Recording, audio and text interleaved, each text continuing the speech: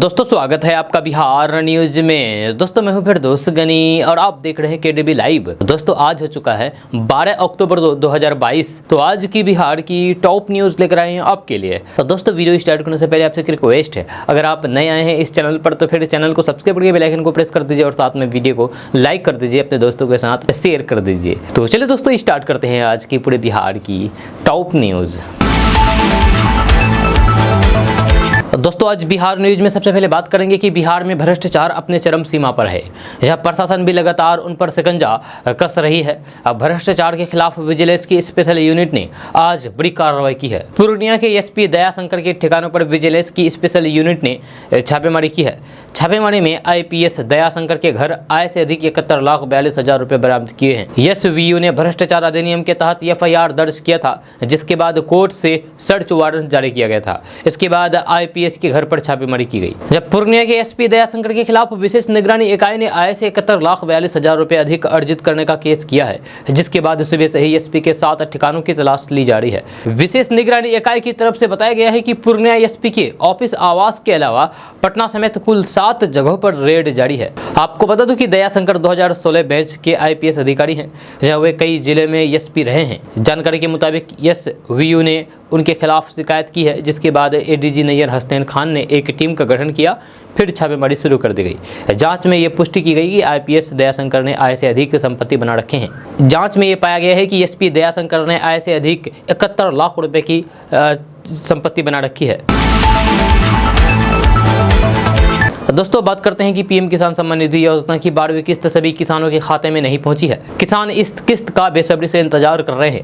किसानों को उम्मीद है कि जल्द ही किस्त खाते में आ जाएगी, यानी कि 12वीं किस्त खाते में जल्द ही आ जाएगी, ये उम्मीद है किसानों को।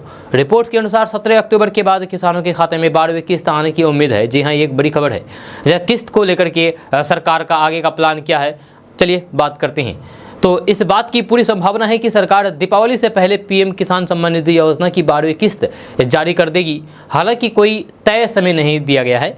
जहां अब जो रिपोर्ट सामने आई है उसके मुताबिक कि सेंट्रल गवर्नमेंट 17 अक्टूबर के बाद किसानों के खाते में योजना की 12वीं किस्त का पैसा जारी करना शुरू कर देगी। जी हाँ, पिछली बार प्रधानमंत्री किसान सम्मान निधि योजना की किस्त 9 अगस्त को आ गई थी। इस साल सितंबर निकल गया, लेकिन 12वीं किस्त नहीं मिली। यह किसान परेशान है। हालांकि सरकारी अधिकारियों का कहना है कि योजना में आ रही गड़बड़ियों को देखते हुए ई-केवाईसी अनिवार्य किया गया है। जब पीएम किसान पोर्टल पर जाकर के अभी भी किसान ई-केवाईसी करा सकते हैं। ई-केवाईसी होने के बाद सरकार अपने स्तर से वेरीफाई करेगी और किसान के खाते में दोबारा किस्त पहुंचना शुरू हो जाएगी। वेरिफिकेशन के कारण ही किस्त में थोड़ी सी ही देरी हो रही है। हालांकि इसके लिए वेबसाइट पर जरूरी औपचारिकताएं हैं, वे पूरी करनी होगी। दोस्तों बात करते हैं कि बिहार के वैशाली में व्यवसायी से 12 लाख रुपए लूट की घटना सामने आई है। जब बैंक में पैसा जमा करने जा रहे व्यवसायी को बाइक सवार अपराधियों ने गोली मार करके लौलुहान कर दिया।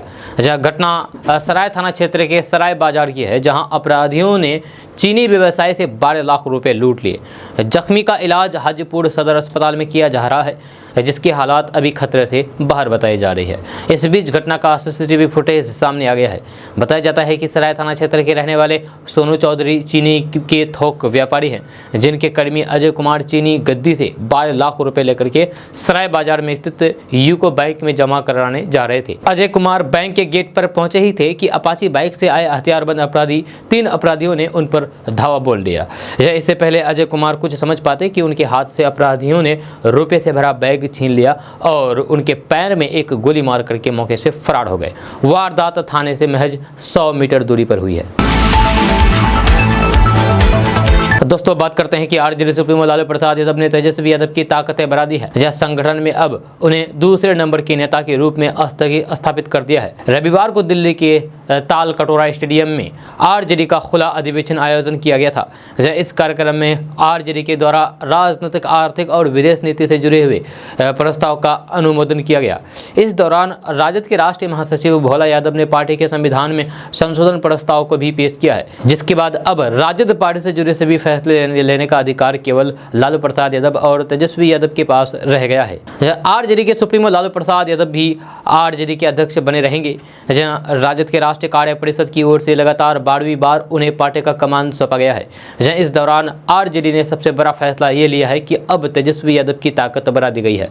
जहां राजद के नाम, सिंबल और झंडे से संबंधित तमाम फैसले अब लालू प्रसाद यादव और तेजस्वी यादव ही लेंगे। वही किसी भी नीतिगत बात पर केवल तेजस्वी यादव को ही बोलने का अधिकार अब रहेगा। सम्मेलन में जिस तरीके से तेजस्वी यादव की ताकतें बढ़ाई गई है, इससे यह स्पष्ट किया गया है कि अब तेजस्वी यादव ही पार्टी के सर्वसेवा है। दोस्तों, बात करते हैं कि बिहार की राजनीति और चुनाव धन सहित बाहुबल से अछूता नहीं होता है। इसकी बानगी बिहार में होने वाले उपचुनाव में भी देखने को मिल रही है। मोकामा में होने वाले विधानसभा उपचुनाव में एक बार फिर से बाहुबलियों की धमक दिखेगी। धनबल और बाहुबल का बोलबाला होगा, क्योंकि मैदान में उस इलाके के 2 बाहुबलियों की पत्नी उतर चुकी है। इस चुनाव में छोटे सरकार के नाम से मशहूर पूर्व बाहुबली विधायक अनंत सिंह की पत्नी है, क्योंकि अनंत सिंह को सजा होने के बाद ये सीट खाली हुई थी। मैदान में एक और नीलम देवी है, तो फिर दूसरी ओर ललन सिंह की पत्नी सोनम देवी है। नीलम देवी के बारे में कहा जाता है कि महागठबंधन यानी कि आरजेडी से उनका टिकट तय है। दूसरी ओर उनको टक्कर देने के लिए भाजपा ने भी बाहुबली कार्ड खेलते हुए ललन सिंह की पत्नी सोनम देवी को मैदान में उतार दिया है। चुनाव से पहले ललन सिंह और सोनम देवी बीजेपी कार्यालय पहुंचे, जहां उन्होंने अपनी जीत का दावा करते हुए कहा है कि वे बाहुबली नहीं है, जनता उनके साथ है। ललन सिंह ने कहा है कि प्रधानमंत्री नरेंद्र मोदी के नाम पर जनता को भरोसा है और उनकी जीत पक्की है। मोकामा की बात अगर करें तो फिर यहाँ पर शुरू से ही बाहुबली नेताओं का बोलबाला रहा है। चुनाव में जीत उसी की होनी है जिसके पास बाहुबल और धनबल है। बीजेपी बाहुबलियों से बचते रही है, लेकिन इस बार मोकामा विधानसभा चुनाव में बीजेपी ने भी बाहुबली का ही इस्तेमाल किया है और ललन सिंह की पत्नी को टिकट दे दिया है। हालांकि आरजेडी के द्वारा अनंत सिंह को टिकट दिया जा रहा है, लिहाजा जदयू इस पूरे मामले पर बहुत कुछ बोलने से बचते हुए नजर आ रहे हैं। दोस्तों, बात करते हैं कि बिहार की राजधानी पटना से बड़ी खबर सामने आ रही है। ताजा रिपोर्ट्स के मुताबिक पटना, नालंदा, पूर्णिया सहित बिहार के गांवों में सरकार के द्वारा 300 फुट गहरा चापाकल लगाया जाएगा। इसको लेकर के विभाग के स्तर पर तैयारियां शुरू कर दी गई है। खबर के अनुसार बिहार के ग्रामीण इलाकों में रहने वाले लोगों को हर मौसम में पानी उपलब्ध हो, इसे ध्यान में रखते हुए 10,000 गाँव का चयन किया जाएगा। जिन गाँव में पानी की किल्लत है, उन गाँव में 300 फुट गहरा चापाकल लगाया जाएगा। आपको बता दें कि गाँव में चापाकल लगाए जाने की योजना की स्वीकृति के लिए जल्द ही बिहार कैबिनेट के पास प्रस्ताव भेजा जाएगा। इस प्रस्ताव की मंजूरी के बाद बिहार में चापाकल लगाने की प्रक्रिया शुरू कर दी जाएगी। इसकी तैयारी अभी की जा रही है। अधिकारियों की माने तो बिहार में लोगों तक हर घर नल का जल पहुंचाया जा रहा है। इसके बावजूद भी ऐसे टोले और गांवों को चिन्हित करके वहां के भूजल के स्तर को देखते हुए चापाकल लगाया जाएगा, ताकि लोगों को हर मौसम में जरूरत का पानी मिलता रहे। दोस्तों, बात करते हैं कि दीपावली और छठ के मौके पर दिल्ली से बिहार जाने की चाहत रखने वाले लोगों के लिए अच्छी खबर सामने आ रही है। ताजा रिपोर्ट्स के अनुसार रेलवे ने दिल्ली से भागलपुर, मुजफ्फरपुर, पटना के लिए पूजा स्पेशल ट्रेन चलाने का ऐलान कर दिया है। इसको लेकर के रेलवे के द्वारा दिशा निर्देश भी जारी कर दिया गया है। खबर के अनुसार रेलवे ने इन ट्रेनों में टिकटों की बुकिंग भी शुरू कर दी है। अगर आप दिल्ली से भागलपुर, मुजफ्फरपुर, पटना जाना चाहते हैं तो फिर आप रेलवे की वेबसाइट पर जाकर के टिकट बुक कर सकते हैं। आपको बता दूं कि ये ट्रेन अपने निर्धारित स्टेशनों पर रुकते हुए चलेगी। दोस्तों, बात करते हैं कि बिहार में अगले 48 घंटे तेज हवा के साथ अच्छी बारिश होने का पूर्वानुमान है। जहाँ दक्षिण बिहार में उत्तरी बिहार की तुलना में अधिक बारिश होने के आसार हैं। दरअसल बिहार में आज से एक ट्रफ लाइन गुजरेगी, इसकी वजह से बिहार में बारिश की संभावना बन रही है। जहाँ मौसम विभाग के मुताबिक बारिश का ये स्पेल 11 और 12 अक्टूबर से 14 अक्टूबर तक बिहार में चलते रहने की संभावना है। हालांकि मौसम विभाग का लंबी समयावधि का पूर्वानुमान बताता है कि बिहार में पूरे अक्टूबर महीने में बारिश होती रहेगी। ये बात साफ है कि बिहार में मानसून लौटने की सक्रियता पर अभी कुछ नहीं कहा जा सकता है। जानकारों के मुताबिक ये महीना मानसून के पारंपरिक ट्रेंड के विपरीत व्यवहार कर सकता है। जहाँ फिलहाल बिहार में एक बार फिर से मानसून नए सिरे से सक्रिय हुआ है। दोस्तों, अब जो खबर बताने जा रहे हैं ये आपको सावधान करने वाली है। जी हाँ, 4G से 5G नेटवर्क में अपग्रेड कराने का कॉल आए तो फिर आप सावधान हो जाए। अगर कॉल करने वाले साइबर फ्रॉड की झांसे में आ गए आप तो फिर समझो आपके बैंक अकाउंट साफ हो जाएगा। जी हाँ, यानी कि आपके बैंक अकाउंट से पैसा साफ कर देगा। साइबर फ्रॉड गिरोह के बदमाश इन दिनों इस तरीके का कॉल करके लोगों के साथ ठगी कर रहे हैं। यह मामला प्रकाश में आने के बाद आर्थिक अपराध इकाई की ओर से साइबर जागरूकता दिवस पर सभी थानों को पत्र लेकर के अलर्ट जारी कर दिया है। इसमें कहा गया है कि अधिक से अधिक लोगों के साथ इसको शेयर करें ताकि लोग ठगी के शिकार होने से बच सके। बताया जाता है कि साइबर फ्रॉड कॉल करने के साथ स्मार्टफोन पर एक लिंक भेजते हैं। इसमें यूजर्स के नेटवर्क को 4G से 5G में अपग्रेड करने के लिए कहा जाता है। लोग उत्साह में आकर इस लिंक पर क्लिक करके साइबर ठगी के शिकार हो जाते हैं। वास्तव में इस लिंक के जरिए साइबर अपराधी न सिर्फ मोबाइल फ़ोन को हैक करके उसका डेटा चोरी कर लेते हैं बल्कि उसके बैंक अकाउंट को भी खाली कर देते हैं। दोस्तों बात करते हैं कि प्रधानमंत्री नरेंद्र मोदी अपने 3 दिवसीय गुजरात दौरे पर है। जो सोमवार को उन्होंने भरूच जिले में देश के पहले बल्क ड्रग पार्क की आधारशिला रखी। ये परियोजना आयात प्रतिस्थापन सुनिश्चित करने और फिर थोक दवाओं के मामले में भारत को आत्मनिर्भरता बनने में सहयोग प्रदान करने के लिए महत्वपूर्ण भूमिका निभाएगी। इसके बाद पीएम मोदी ने जामनगर में रोड शो किया। इस दौरान पीएम मोदी अपनी कार से उतर करके जनता के बीच पहुंचे, जहाँ सुरक्षा घेरा तोड़ करके उन्होंने लोगों का स्वागत स्वीकार किया है। जामनगर में लोगों से मुलाकात के दौरान वे एक शख्स के पास आकर के रुक गए। यहाँ पीएम मोदी को चाहने वाले इस शख्स ने उन्हें एक तस्वीर भेंट की। यह तस्वीर प्रधानमंत्री नरेंद्र मोदी और उनकी मां हीराबेन मोदी की थी। शख्स ने एक तस्वीर पर प्रधानमंत्री का ऑटोग्राफ भी लिया है। दोस्तों बात करते हैं कि कांग्रेस के पूर्व राष्ट्रीय अध्यक्ष राहुल गांधी ने सोमवार को कर्नाटक के हिरियूर में भारत जोड़ो यात्रा के दौरान भारतीय जनता पार्टी यानी कि बीजेपी और आरएसएस पर एक बार फिर से जम करके हमला बोला है। यहाँ राहुल गांधी ने कहा है कि कांग्रेस की भारत जोड़ो यात्रा बीजेपी और आरएसएस द्वारा फैलाई जा रही नफरत, हिंसा और गुस्से से लड़ने के लिए है। कांग्रेस सांसद राहुल गांधी ने बीजेपी और आरएसएस पर हमला जारी रखते हुए कहा कि भारतीय जनता पार्टी को यह संदेश है कि भारत का बंटवारा नहीं होगा, भारत एक होकर के खड़ा रहेगा। राहुल गांधी ने कहा है कि भारत जोड़ो यात्रा में ये संदेश साफ तौर पर दिखाई दे रहा है कि कांग्रेस की इस यात्रा में कोई हिंसा, नफरत और गुस्सा नहीं है। आपको बता दें कि आज कांग्रेस की भारत जोड़ो यात्रा का आज 34वां दिन है। तमिलनाडु से शुरू हुई कांग्रेस की भारत जोड़ो यात्रा अब कर्नाटक पहुंच गई है। दोस्तों बात करते हैं कि कार्तिक मास्टर सुधाकर सिंह के बाद आरजेडी के प्रदेश अध्यक्ष जगदानंद सिंह वे नाम है जो अध्यक्ष पद से इस्तीफा देकर के इन दिनों चर्चा में है। ऐसे में दलित नेता श्याम रजक के दलित होने की वजह से अपमानित करने की बात करना आरजेडी के लिए गले की फांस साबित हो रही है। दलित जाति नेता और केंद्रीय मंत्री पशुपति पारस ने आरजेडी से तेज प्रताप यादव के खिलाफ कार्रवाई करने की मांग करके आरजेडी को पेशो पेश में डाल दिया है। सवाल उठने लगा है कि अगड़ी जाति के बाद दलित चेहरे को किनारा आरजेडी इसीलिए तो नहीं कर रही है क्योंकि उन्हें नीतीश पसंद नहीं करते हैं। लालू प्रसाद यादव के बड़े बेटे तेज प्रताप यादव ने श्याम रजक पर लालू प्रसाद यादव के खिलाफ गाली गलौज का आरोप लगा करके रविवार को आरएसएस का एजेंट करार दे दिया था। इसके जवाब में श्याम रजक ने लालू प्रसाद यादव के बेटे तेज प्रताप यादव को ताकतवर करार देते हुए खुद को असहाय दलित और बंधुआ मजदूर करार दिया। वहीं श्याम रजक ने कहा है कि उनके फ़ोन को तेज प्रताप यादव खुद अटेंड नहीं करते हैं और अपने पीओ को बात करने के लिए आगे भेजते हैं। श्याम रजक ने अपने ऊपर लगाए गए आरोपों को दलित तिरस्कार से जोड़ करके दलित विरोधी करार देने की कोशिश की है, जिसे बीजेपी सहित कई अन्य सियासी दल आरजेडी के असली चेहरे के रूप में उजागर कर रहे हैं।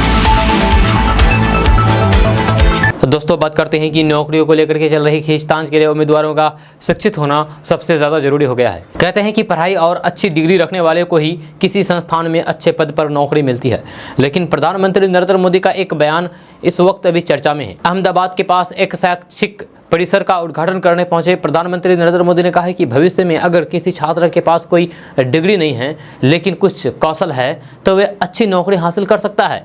ये कहना है प्रधानमंत्री नरेंद्र मोदी जी का। प्रधानमंत्री नरेंद्र मोदी ने कहा है कि मैं जोर देना चाहता हूं कि शिक्षा पर ध्यान केंद्रित करने वाले समाज ही सफल होंगे। युवाओं के लिए शिक्षा को और अधिक सुलभ बनाने के तरीके पर ध्यान केंद्रित करना सफलता के मुख्य तरीकों में से एक है। उन्होंने कहा कि हालांकि हमारे लोगों को देर हो चुकी है लेकिन हम सही रास्ते पर हैं। पीएम मोदी ने कहा है कि मुझे खुशी है कि अधिक संख्या में युवा मेडिकल इंजीनियरिंग और ऐसे अन्य विषयों पर ध्यान केंद्रित कर रहे हैं। साथ ही मैं कौशल विकास के महत्व पर भी जोर देना चाहता हूँ कि भविष्य में अगर किसी छात्र के पास कोई डिग्री नहीं है लेकिन कुछ कौशल है तो वह पर्याप्त होगा। अगर कोई बच्चा पढ़ना नहीं चाहता है तो हमें उसे कुछ कौशल सिखाना चाहिए। प्रधानमंत्री नरेंद्र मोदी ने कहा है कि यह ऐसी जाति के लिए अच्छी उपलब्धि है जिसकी संख्या कम है और जिसके सदस्य ज़्यादातर मध्यम वर्ग के हैं। मोदी ने कहा है कि ये भाग्यशाली हैं, उनकी जाति के सदस्य किसी भी प्रकार के कार्य के लिए उनके पास नहीं आए। दोस्तों बात करते हैं कि बिहार में अपने पैरों पर खड़ा होने की कोशिश में लगी कांग्रेस ने सभी क्षेत्रीय और फिर छोटी पार्टियों को सुझाव दिया है कि वे अपना देश की सबसे पुरानी पार्टी में विलय कर ले। यह कांग्रेस प्रवक्ता असित नाथ तिवारी ने कहा है कि भाजपा को हराने के लिए सबको एक छतरी के नीचे आना होगा। ऐसे में सवाल ये उठ रहा है कि क्या राजद और जदयू कांग्रेस की इस सुझाव को मानेंगे, लेकिन मुझे लगता है तो बिल्कुल भी नहीं मानेंगे। जब कांग्रेस नेता ने कहा है कि देश को बर्बाद कर रही भाजपा से लड़ना है तो सभी को कांग्रेस का हाथ मजबूत करना होगा, जिसके लिए जरूरी है कि सभी क्षेत्रीय और फिर छोटी पार्टियों का विकल्प कांग्रेस में हो। अगर विलय नहीं कर सकते हैं तो फिर कांग्रेस को भरोसेमंद एक मजबूत गठबंधन देना होगा। जहाँ असित नाथ तिवारी ने कहा है कि ऐसे सिर्फ भाजपा का विरोधी करने से काम नहीं चलेगा, इससे कुछ फायदा नहीं होने वाला है। इस दौरान उन्होंने ओबीसी की चर्चा करते हुए उनकी तरफ सिर्फ दिखावा के लिए भाजपा का विरोध नहीं करें, नहीं तो जनता कहीं का नहीं छोड़ेगी। एक तरफ कांग्रेस ये मानती है कि भाजपा को हराने की क्षमता सिर्फ उनके पास ही है, जिसके लिए वे क्षेत्रीय पार्टियों को कांग्रेस में विलय करने का सुझाव दे रही है। जहाँ वहीं सवाल यह है कि क्या नीतीश कुमार को कांग्रेस का ये सुझाव पसंद आएगा, क्योंकि जदयू इस बात को लेकर के भाजपा से अलग हुई थी कि उन्हें डर था कि भाजपा उनकी पार्टी का विलय अपने में ना कर ले। साथ ही जदयू नीतीश कुमार को देश का अगला पीएम मान रही है, इसीलिए जदयू को कांग्रेस का सुझाव शायद ही पसंद आए। दोस्तों बात करते हैं कि देश की राजधानी नई दिल्ली में तालकोटरा स्टेडियम में हुए आरजेडी के खुले अधिवेशन में पार्टी द्वारा राजनीतिक, आर्थिक और विदेश नीति से संबंधित प्रस्ताव का अनुमोदन किया गया। इसके अलावा पार्टी संविधान में संशोधन करते हुए पार्टी से जुड़े सभी फैसले लेने का अधिकार लालू प्रसाद और तेजस्वी यादव को सौंप दिया गया। अधिवेशन में लालू प्रसाद यादव को 12वीं बार राजद का राष्ट्रीय अध्यक्ष बनने के फैसले को मंजूरी दे दी गई। अधिवेशन शुरू होने से पहले सपा संरक्षक मुलायम सिंह यादव की याद में 1 मिनट का मौन रखा गया। अधिवेशन को पहले लालू प्रसाद यादव ने संबोधित किया, उसके बाद तेजस्वी यादव ने। जी हाँ, इस दौरान तेजस्वी यादव ने पार्टी के नेताओं को नसीहत देते हुए कहा है कि राजद अब A to Z की पार्टी है, इसलिए सभी नेता गलत बयानबाजी करने से बचें। उन्होंने कहा कि वे अनर्गल बयानबाजी करने वाले नेताओं और फिर कार्यकर्ताओं पर कड़ी कार्रवाई करेंगे। इस दौरान लालू प्रसाद यादव ने कहा कि देश में महंगाई और बेरोजगारी चरम पर है, समाज में तनाव पैदा हो रहा है। ऐसे में देश बचाने के लिए सभी विपक्षी दलों को, विपक्षी पार्टियों को एकजुट होना होगा। जो दल इस मुहिम में शामिल नहीं होगा उन्हें जनता कभी माफ नहीं करेगी। साल 2024 में लोकसभा चुनाव में सभी मिलकर के भाजपा सरकार को उखाड़ फेंकेंगे। ये लोग ईडी और सीबीआई का छापा मरवा देते हैं, लेकिन हम ऐसे छापे से डरने वाले नहीं हैं। उन्होंने कहा है कि अब पार्टी के मामले पर सिर्फ तेजस्वी यादव ही बोलेंगे। लालू प्रसाद यादव ने कहा है कि मैं इलाज के लिए सिंगापुर जा रहा हूं। नेताजी के अंतिम कार्यक्रम में तेजस्वी यादव शामिल होने के लिए सेफई जाएंगे। वहीं इस अधिवेशन को संबोधित करते हुए तेजस्वी यादव ने कहा है कि भाजपा विपक्षी सरकारों को पैसे और डरा करके सरकार गिराने का काम कर रही थी, लेकिन बिहार ने भाजपा को गिराने का काम किया है। बिहार में 7 दलों की महागठबंधन सरकार बनी है और भाजपा अकेले रह गई है। बिहार मॉडल को पूरे देश में लागू करना होगा। तेजस्वी यादव ने पार्टी नेताओं की अनावश्यक बयानबाजी पर सख्त तेवर दिखाते हुए कहा है कि कोई अनर्गल बयानबाजी नहीं करें, ऐसा करने वाले के खिलाफ पार्टी कड़ा कदम उठा सकती है। उन्होंने कार्यकर्ताओं और फिर नेताओं को अनुशासन में रहने की नसीहत दी है। दोस्तों बात करते हैं कि त्योहारों का सीजन चल रहा है। जब कुछ ही दिनों में दीपावली, छठ जैसे बड़े बड़े त्यौहार हैं। इन त्योहारों पर दूसरे शहरों में काम करने वाले लाखों लोग अपने घर जाते हैं। ऐसे में ट्रेनों में सीट को लेकर के मारामारी चल रही है। जहाँ इससे बचने के लिए लोग कई महीने पहले ही टिकट बुक कर लेते हैं। खास तौर पर यूपी बिहार के लोग ट्रेन में टिकट बुक कर लेते हैं, लेकिन इसके बावजूद भी कई लोगों को कंफर्म टिकट नहीं मिलता है।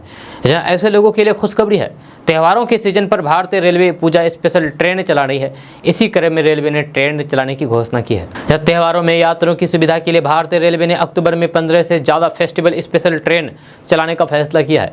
इन ट्रेनों से यूपी बिहार के लोगों को खास तौर पर बड़ा फायदा होगा। यहाँ यात्री आसानी से इन ट्रेनों में अपनी सीट बुक करा सकते हैं। अगर आपको दीपावली और छठ में घर जाना है और सामान्य तौर पर चलने वाले ट्रेनों में सीटें फुल हो गई है, तो फिर आप भी इन स्पेशल ट्रेनों के लिए टिकट बुक कर सकते हैं। अब दोस्तों बात करते हैं कि अपने जन सुराज अभियान के तहत गांव-गांव में पद यात्रा कर रहे प्रशांत किशोर ने नीतीश कुमार और उनकी पार्टी के नेताओं को तीखा जवाब दिया है। जब प्रशांत किशोर ने कहा है कि अभी तो उन्होंने 50 किलोमीटर ही यात्रा कर रहे हैं और इसी में पटना से लेकर के दिल्ली तक लोग बाप बाप चिल्ला रहे हैं। जब पूरे बिहार की पद यात्रा कर लेंगे तो फिर समझिए कि क्या होगा। प्रशांत किशोर ने कहा है कि नीतीश कुमार पर उम्र का असर दिख रहा है, वे राजनीति में अकेले पड़ गए हैं, तभी बौखलाहट में कुछ भी बोलते जा रहे हैं। आपको बता दूं कि नीतीश कुमार और उनकी पार्टी के राष्ट्रीय अध्यक्ष ललन सिंह ने पिछले दिनों प्रशांत किशोर पर जमकर के हमला बोला था, जहां दोनों ने यह दावा किया है कि प्रशांत किशोर भाजपा के एजेंट है, उनकी पद यात्रा से कुछ नहीं होने वाला है। नीतीश तो यहां तक कि कह गए हैं कि प्रशांत किशोर ने मुझसे कहा था कि जेडीयू का विलय कांग्रेस में कर लें। जब नीतीश कुमार ने कहा था कि मैंने उसे अपने यहाँ नहीं बुलाया था, यानी कि प्रशांत किशोर को मैंने अपने यहाँ नहीं बुलाया था, वह खुद ही मुझसे मिलने के लिए आया था। उधर पश्चिमी चंपारण में पद यात्रा कर रहे प्रशांत किशोर ने नीतीश कुमार और उनकी पार्टी के नेताओं पर तीखा हमला बोला। जब प्रशांत किशोर ने कहा है कि कई लोग मेरे बारे में ये बोल रहे हैं कि मैं पागल हो गया हूँ, सड़क पर घूम रहा हूँ और रोड पर घूमने से कुछ नहीं होने वाला है। प्रशांत किशोर ने कहा कि यदि रोड पर घूमने से कुछ नहीं होता है तो फिर लोग बाप बाप क्यों कर रहे हैं, तभी तो मैंने 50 किलोमीटर की ही पद यात्रा की है, या फिर इतने में क्यों पटना से दिल्ली तक लोग बाप बाप चिल्ला रहे हैं।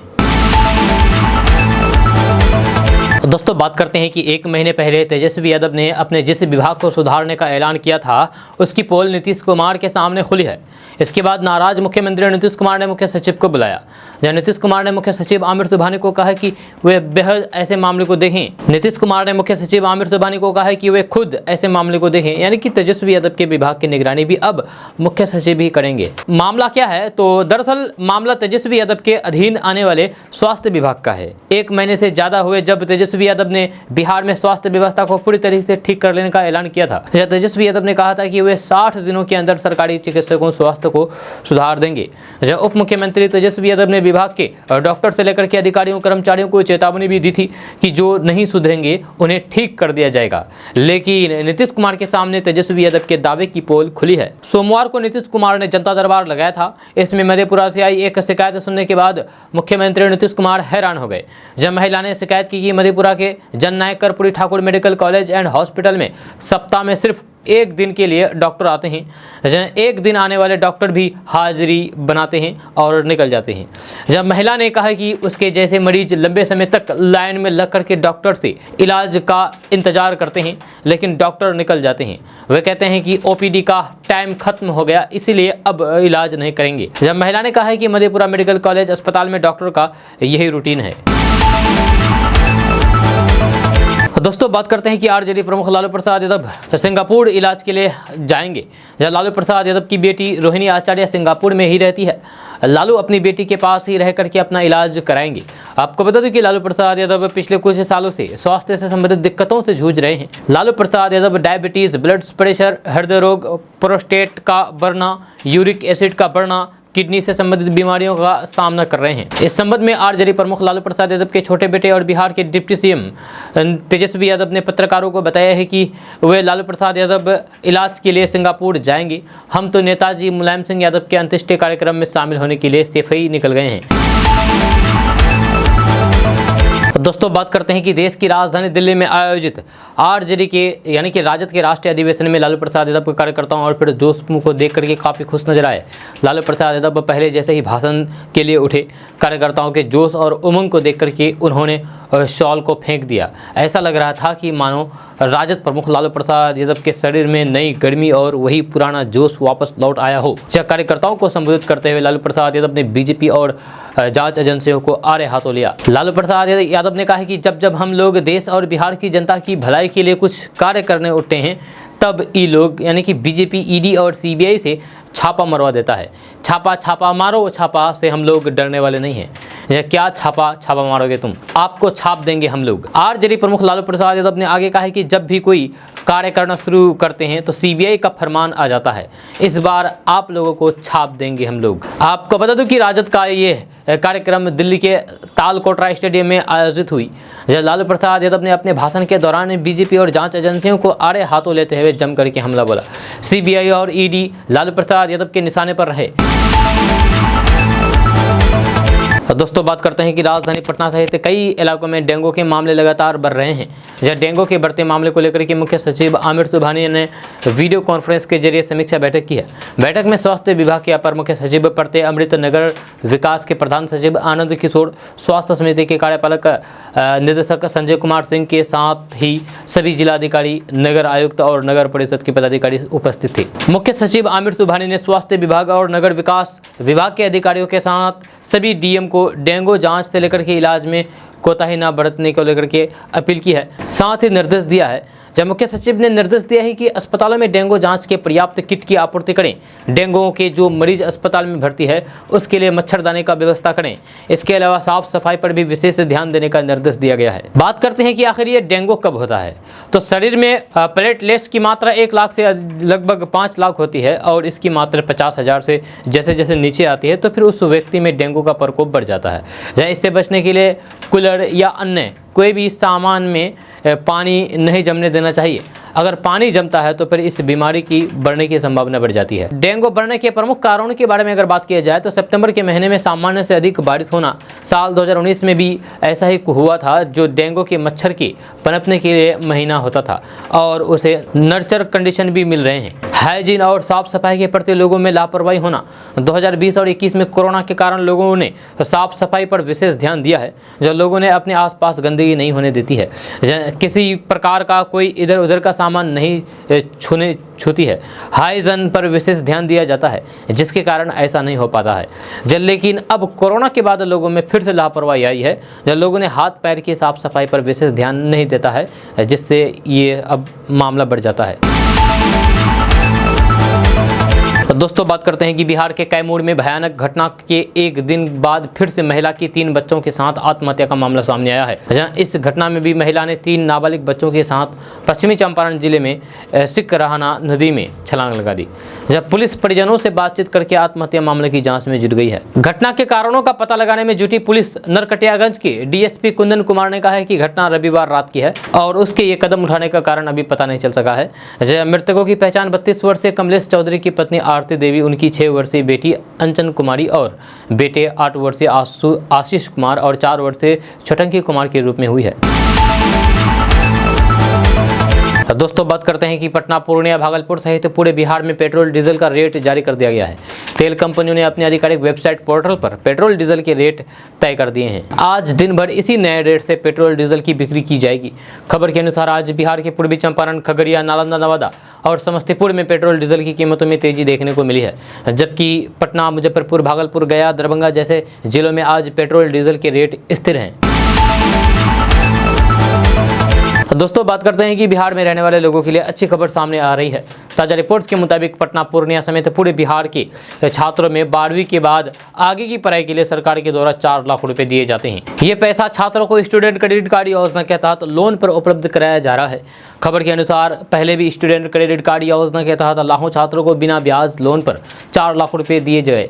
जल्ले की नीतीश सरकार ने इस बार नए वित्तीय वर्ष 2023-24 के लिए इसके बजट में 20% वृद्धि का प्रस्ताव तैयार किया है। सरकार के इस फैसले से आर्थिक रूप से गरीब वर्ग के लोगों को 12वीं के बाद आगे की पढ़ाई में मदद मिलेगी।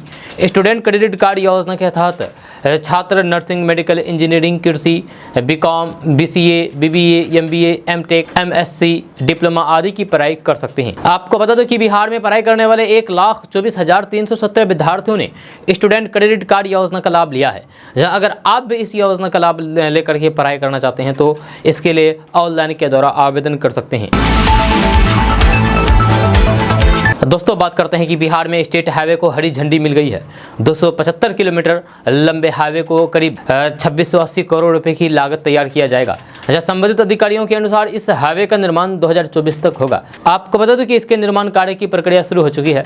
इन सड़कों के निर्माण के लिए एडीबी से ऋण की सहमति मिल चुकी है। कुछ एसएच के निर्माण के लिए टेंडर के माध्यम से एजेंसी का चयन किया जा रहा है। इस हाईवे के निर्माण के बाद 9 जिलों को सीधा लाभ मिलेगा। आपको बता दूं कि बिहार में इन सभी 7 एसएच बनने से 9 जिलों के अंडर रहने वाले लोगों को इसका सीधा लाभ मिलेगा। इन जिलों की सूची में पश्चिमी चंपारण, औरंगाबाद, पूर्णिया, खगड़िया, कटिहार, किशनगंज, नवादा, सहरसा और बांका जिले आदि शामिल है। आपको बता दूं कि SH 105 का निर्माण पश्चिमी चंपारण जिले में बेतिया से नरकटियागंज तक करीब 317 करोड़ रुपए की लागत से करीब 75 किलोमीटर लंबाई में निर्माण होगा। साथ ही इस हाईवे के निर्माण एजेंसी के चयन की प्रक्रिया अंतिम चरण में है। दोस्तों, बात करते हैं कि केंद्र और राज्य सरकार किसानों की प्रगति के लिए कई तरह की योजनाएं चलाती रहती है। इसमें फसल बीमा योजना, प्रधानमंत्री किसान मान धन योजना, प्रधानमंत्री कृषि सिंचाई योजना, प्रधानमंत्री किसान सम्मान निधि योजना आदि जैसे कई योजनाएं चलाती है। इन सभी योजनाओं का मकसद है कि किसानों को सोशल सिक्योरिटी मिले और उनकी आय दोगुनी हो। केंद्र की मोदी सरकार PM किसान सम्मान निधि योजना की 12वीं किस्त के पैसे जल्द ही जारी कर सकती है, जो आपको पहले इसी वीडियो में बताया गया है शुरुआती में। कृषि और किसान कल्याण मंत्रालय के मुताबिक PM मोदी 17 और 18 अक्टूबर को होने वाले कृषि स्टार्टअप कॉन्क्लेव और किसान सम्मेलन 2022 में 12वीं किस्त के पैसे ट्रांसफर करने की घोषणा कर सकते हैं। दोस्तों, क्या आपको पता है कि जमीयत उलमा हिंद 2 गुटों में बटा हुआ है? एक है महमूद मदनी और दूसरा गुट का मालिक है अरशद मदनी। अब दोनों गुट के एक होने की संभावना है। जहां इसको और बल मिल गई है, हम आपको भी विस्तार से बताएंगे कि आखिर मामला क्या है। तो बात करते हैं कि अलग होने के 14 साल बाद और आखिरी बार फिर से एक होने की बात करने के 7 साल बाद इस्लामी विद्वानों के एक प्रमुख संगठन जमीयत उलमा हिंद के अरशद और महमूद मदनी गुटों का फिर से एक हो जाना निश्चित हो गया है। संगठनों के शीर्ष नेताओं के अनुसार अगले कुछ महीने में प्रक्रिया को पूरा कर लिया जाएगा। मुस्लिम समुदाय के बढ़ते दबाव के चलते जून में अरशद मदनी गुट और फिर उसके अगले महीने महमूद मदनी गुट ने विवाद सुलझाने की कवायद वाले प्रस्ताव की पुष्टि की थी। जमीयत देश के सबसे बड़े मुस्लिम सामाजिक धार्मिक संगठनों में से एक है। सुलह प्रक्रिया को आगे बढ़ाने की कवायद के तौर पर अध्यक्ष समेत महमूद मदनी गुट के कुछ सदस्यों ने देवबंद की यात्रा भी पूरी की थी। एक गुट के अध्यक्ष और दुनिया के दूसरे सबसे बड़े इस्लामिक मदरसा दारुल उलूम देवबंद में एक वरिष्ठ शिक्षक मौलाना अरशद मदनी ने कहा है कि हमने कुछ दिन पहले सुलह पर एक बैठक की थी, लेकिन ये ऐसा कुछ नहीं था जिसका एक बैठक में समाधान नहीं निकाला जा सकता है। हमारे पास देश के हर राज्य में, हर जिले में करोड़ों कार्यकर्ता है।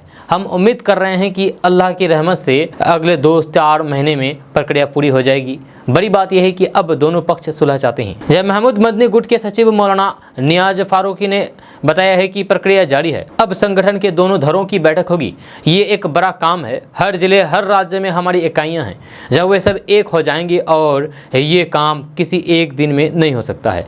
इसके लिए ऐसी कोई भी समय सीमा नहीं है, लेकिन मौजूदा पदाधिकारियों का कार्यकाल लगभग 2 सालों में खत्म हो जाता है और हम इसे विलय यानी कि वर्तमान कार्यालय के भीतर पूरा करने की उम्मीद कर रहे हैं। इसीलिए हमने इसकी प्रक्रिया काफ़ी पहले शुरू कर दी है।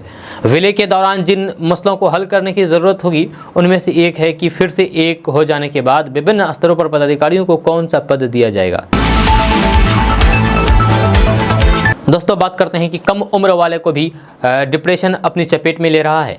जब बच्चों में डिप्रेशन और चिंताएं के मामले बढ़ते जा रहे हैं, ये चिंता का विषय है। जहाँ द कन्वर्सेशन में छपी एक रिपोर्ट के मुताबिक उन्हें कोविड-19 के बाद बच्चों में डिप्रेशन की परेशानी बढ़ी है। लॉकडाउन के दौरान कई परिवारों के आर्थिक हालात बुरी तरीके से प्रभावित हुए हैं, जिसकी वजह से बच्चों के मानसिक हालात पर बुरा असर पड़ा है।